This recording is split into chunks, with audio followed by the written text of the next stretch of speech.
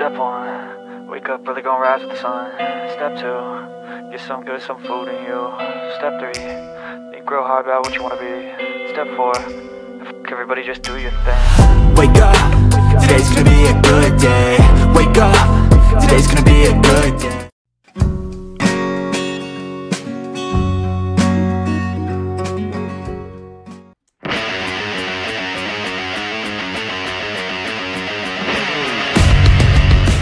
So what is up mga detective, nandito pa rin kami sa Boracay at kumain kami sa buy one take one na bira na nagtrending sa Pasay. Samahan nyo kami, tatakawin na naman namin kayo, let's go!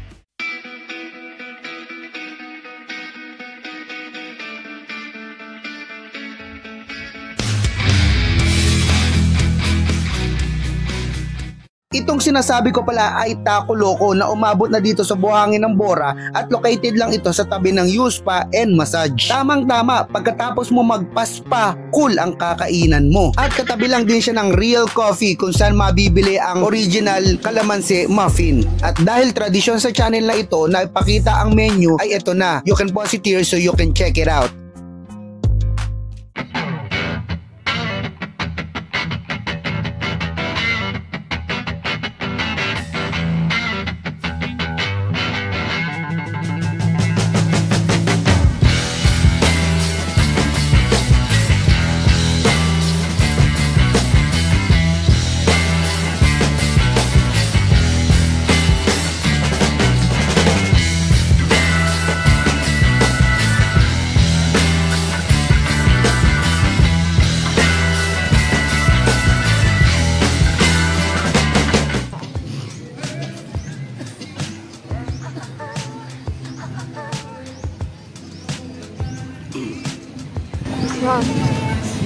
Ito yung beef, yung Mexican beef.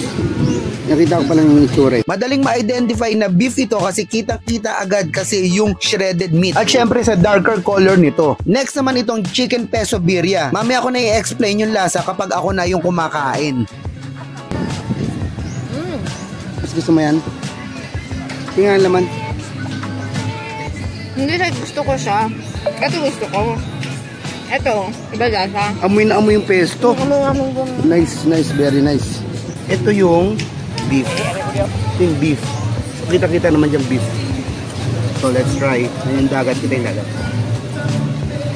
Wala pang sauce to ha.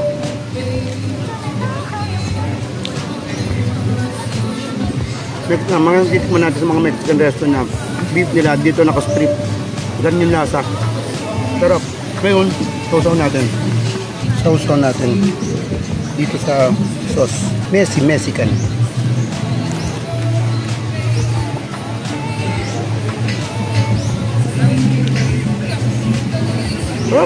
Talaga nga namang masarap. Swak pack yung beef sa herbs nito. Syempre, malinamnam din yung consomme niya o yung sauce niya. I'm gonna try it without the sauce pa.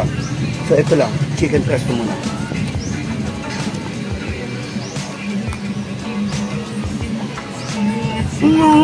Para kang kumain ng pesto ng salad na may chicken na nilagyan ng ito. With the sauce. With the sauce. Yeah, it's better you put it that way.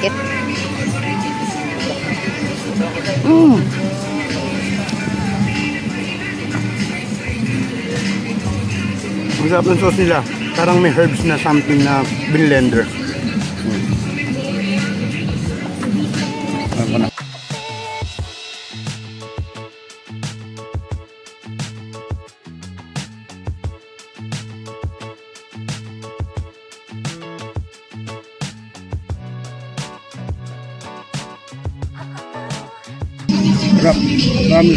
Must try. So that's it for this food trip. Marami pa kaming Boracay food trip sa susunod na i-upload. Sana panoorin nyo. Until the next video, bye-bye you!